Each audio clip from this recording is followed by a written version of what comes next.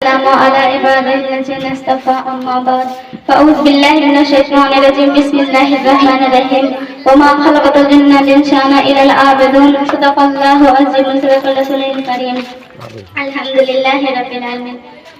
के उस दिन और इज्तिमाई पाक में दुरूद और नज़दीक से चढ़कर तशरीफ लाने वाली मेरी इस्लामी माँ और बहनों, अस्सलामु अलैकुम व रहमतुल्लाहि व बरकातुहू।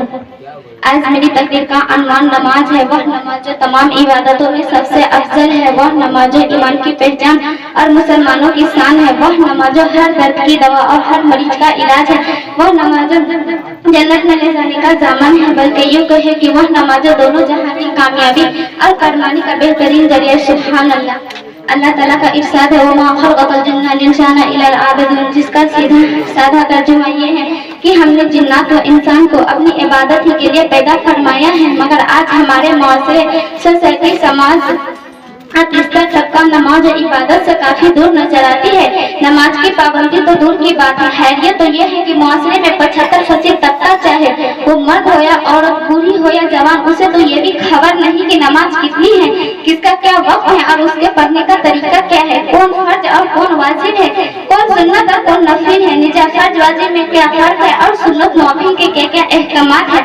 क्या ये वक्त का अलमी और हैरियत का मकाम नहीं कि हम अपने आप को मुसलमान तो कहते हैं, मोमिन और मोमिना होने का ढिंढोरा पीटते हैं, मगर हमें नमाजों का नाम तक नहीं आता, हमें फर्ज वाजिब का फर्क तक समझने नहीं आता। वो कलमा तैयबा शहादत जिसका इकरार ईमान के लिए जरूरी है। हमारी बात खवातीन को सही से पहला और दूसरा कलमा भी पढ़ना नहीं आता, बाकी कलमे ईमान मुजमल और ईमान मुफस्सल तो बहुत दूर की बात है। जी में रसूलुल्लाह सल्लल्लाहु अलैहि वसल्लम से मोहब्बत का दावा तो है, मगर कायदे से दुरूद और सलाम भी पढ़ना नहीं आता। हमें हजरत फातिमा खातून जन्नत रज़ी अल्लाह अन्हा की कनीज होने का दावा तो जरूर है, मगर हम उनके नक्श कदम से काफी दूर नजर आती है। अब आप ही बताएं कि हम लोग कैसे मुसलमान और कैसे मोमिना है। चुनांचे अल्लामा इकबाल ने बहुत पहले हमारी उस सूरत हाल पर तज्जुब का इजहार करते हुए कहा था, वज़ा में तुम हो नसारी तहबन तो यहूदो, वज़ा में तुम हो सारी कहबन तो यहूदो, ये मुसलमान है जिन्हें देखकर शर्माए यहूदो, ये तो सीधी भी हो, हिजाज भी हो, अफगान भी हो, तुम सब कुछ हो, बताओ तो मुसलमान भी हो। एक खातून जन्नत की पैरवी करने का दावा करने वालियों, आओ और जरा देखो कि शहजादी रसूल मादरे हसीन करीम बानवे शेरे खुदा सैयदा फातिमा रज़ी अल्लाह अन्हा की इबादत का क्या आलम था और वह किस कदर सजदा की मुतवल्ला थी। रवायत में आता है कि जब मदीना के लोग खा पी कर सो जाते थे तो हजरत सैयदा बजाय आराम करने के अपने घरेलू काम काज से फारिग होकर मुसल्ला बिछाती और नमाज के लिए खड़ी हो जाती और उस तरह तवील सजदे और तवील कयाम करती कि कभी कभी एक ही सजदे में पूरी की पूरी रात खत्म हो जाती, मगर फातिमा का एक सजदा भी अदा नहीं हो पाता। सैयदा नमाज से फारिग होकर यूं अर्ज करते हैं, ए मेरे मौला, तूने कितनी छोटी छोटी रातें बनाई हैं कि तेरी रात तो खत्म हो जाती है, मगर फातिमा का एक सजदा भी अदा नहीं हो पाता। अल्लाहु अकबर। कुर्बान रहे हज़रत फातिमा की उस इबादत पर कि कभी सजदे में तो कभी कयाम में कुरान करीम की तिलावत करते और तस्बीह व तहलील करते करते सारी की सारी रात गुजार देती, फिर भी दिल को इत्मीनान न होता और तंगी वक्त का अपने रस से सिकवा करती। मगर आज एक हम और आप हैं कि एक वक्त का सजदा भी कायदे से अदा नहीं हो पाता, फिर भी हमें नाज व नखरा और खुशफहमी रहती है कि हमसे बढ़कर नमाजी दूसरी और क्या होगी। खुशकिस्मती से अगर हमारी बात खवातीन नमाज पढ़ती भी है तो उनके सजदों में लज्जत और तर्क नहीं होती और न ही खशू व खुजू होता है, बल्कि हाल ये होता है सर सजदे में दिल अमोर खानादारी में, सर सजदे में दिल बाल बच्चों में, सर सजदे में दिल फैशन के बाजारों में, सर सजदे में दिल दुनियादारी और मक्कारी में। अब आप ही बताएं कि ऐसी नमाज क्या रंग लाएगी। लिहाजा ए मेरी इस्लामी बहनों और पर्दा नसीब इस्लाम की शहजादियों, रसूल पाक इरशाद फरमाते हैं कि नमाज ऐसे पढ़ो गोया तुम खुदा को देख रहे हो। अगर ये ख्याल न जम सके तो कम अज़ा का कितना ख्याल रखो कि अल्लाह हमें देख रहा है। अब यही वजह तौर पर कहा जाएगा कि यही वो नमाज है जो बंदे और मौला के दरमियान सारे हिजाबात और पर्दे को हटा देती है, फिर बंदा अपने रब का दीदार करता है, मौला से मिलता है बंदा नमाज में, उठ जाता है जुदाई का पर्दा नमाज में, मौले में और बंदा में रहता नहीं हिजाब तजल्ली है मौला नमाज में। हजरत ईसा अलैहिस्सलाम के जमाने में एक नहायत ही नेक सालिया और परहेजगार औरत थी जो नमाज खाना की पाबंदी और आबेदा थी। जो ही मजूद से अजान सुनती सारे काम वकात को छोड़कर नमाज की तैयारी में मसरूफ हो जाती। एक मर्तबा वो मुकद्दस खातून रोटी पका रही थी कि अजान की आवाज उनके कानों तक पहुंची। फिर क्या था, आदत के मुताबिक रोटी उसी तवे में छोड़ी और नमाज के लिए खड़ी हो गई। चूंकि वो हमेशा बावजूद रहा करती थी, गला आखिर नमाज के नियत बांध कर किबला रुख हो गई। जब शैतान ने उसने बीवी को देखा तो जल जलकर राख हो गया और आवाज लगाया, ए औरत देख तुम्हारी रोटी जल रही है। लेकिन कुर्बान है उस एक सिर्फ औरत ने कि शैतान की आवाज पर जरा भी कोई तवज्जो न दी और बिना इत्मीनान के साथ नमाज में मशगूल रही। शैतान ने सोचा होगा कि उस तरह आवाज लगाकर या रोटी की जलने की खबर देकर मैं उसकी नमाज में खलील डालूंगी, उसके ख्यालों को अल्लाह की तरफ से हटा दूंगी। मगर जालिम को नहीं मालूम कि जिसकी निगाहों में जहन्नुम का खौफ समाया हो वो रोटी की जलने की परवाह कब करता है। जब शैतान ने देखा कि मेरा कोई वार तर्क न हो तो उसने गुस्से में आकर उसके नन्हे मुन्ने शहजादे को जो वहीं पर खेल रहा था उठाकर उसी भूखती हुई आग में फेंक दिया। शैतान ने जो ही बच्चे को आग में फेंका रखी रहमत मचल गई और मसीहत ने आवाज दी, खबरदार जो तूने मेरी उस नेक बंदी को बच्चे को जरा भर भी जलाया। सुन ले, तेरा काम तो जलाना ही है, मगर आज तो उस नन्हे मुन्ने शहजादे के लिए आग नहीं खोला। वो बच्चा इन घरों में ऐसा खेलता रहा जैसे कोई खिलौना से खेलता है।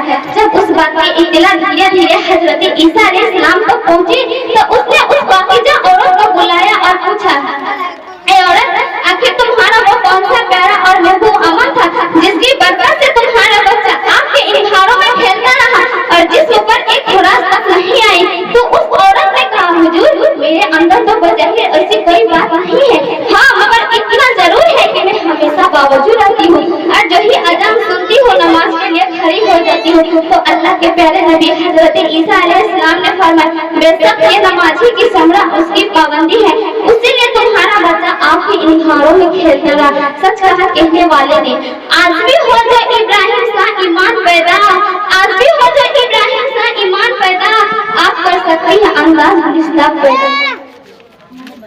एक नहायत ही गरीब और मुफलिस इंसान था मगर बड़ा ही नेक और नमाजी था। भूल कर भी एक वक्त की नमाज नहीं छोड़ता हुआ इंसान बाल बच्चेदार था, बीवी भी थी और गरीबी और मुफलिस ने बुरी तरह परेशान कर रखा था। घर में था के भूखमरी का आलम था। ये नेक नमाजी इंसान तो अल्लाह के जिक्र इलाही से भूख प्यास बुझा लेता था, मगर बच्चों की हालात देखकर जब बीवी को सबर हो गया तो उसने अपने शोहर से कहा, मर्द, तुम्हारी भूख प्यास तो अल्लाह की जिक्र इलाही से खत्म हो जाती है, मगर तुम उन बच्चों को तो तरस खाओ और कुछ कमा कर लाओ। वो इंसान सुबह सुबह चौराहे पर आकर मजदूरी के सब में खड़ा हो गया, मगर हैरे किस्मत जासमानी लागरी की वजह से किसी ने भी उस मर्द को मजदूरी पर नहीं रखा। बेचारा कम से भाग एक करीब की मस्जिद में गया और नमाज में मशगूल हो गया। जब शाम हुई तो आहिस्ते आहिस्ते घर पहुंचा। बीवी जब पहले ही से इंतजार में थी कि मेरे शोहर आटा या चावल लाए होंगे तो उसे पकाकर अपने बच्चों को भूख मिटाऊंगी, मगर जब ही शोहर को खाली हाथ देखा मायूस हो गई और बोल पड़ी कि कहाँ है आपकी मजदूरी। बेचारा शोहर क्या करता, बहाना बना लिया और कहा, मेरी बीवी फिक्र मत करो, मेरे मालिक कल और आज की मजदूरी दोनों एक साथ देने का वादा किया है। फिर कल वही हुआ जो आज हुआ था। चकिरिया बाजारी करते और अपने मौला से दुआएं करते शाम हो गई। बेचारा दुआएं करते शाम हो गई, अपने मौला से दुआएं करते शाम हो गई। बेचारा गम से ठान बोझा कदमों घर की जानिब रवाना हुआ। अभी वो सोच ही रहा था कि आज बीवी को क्या जवाब दूंगा।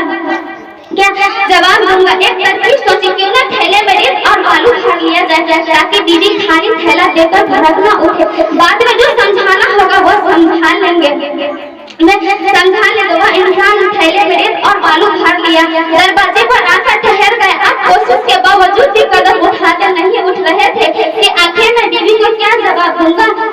अभी वो इंसान सोच ही रहा था कि उसकी बीवी ने उसे देख लिया और खिलाफे आदत मुस्कुराते हुए उसके चेहरे पर मसरत की करीने और नमदार और वो बहुत खुश एहसास थी।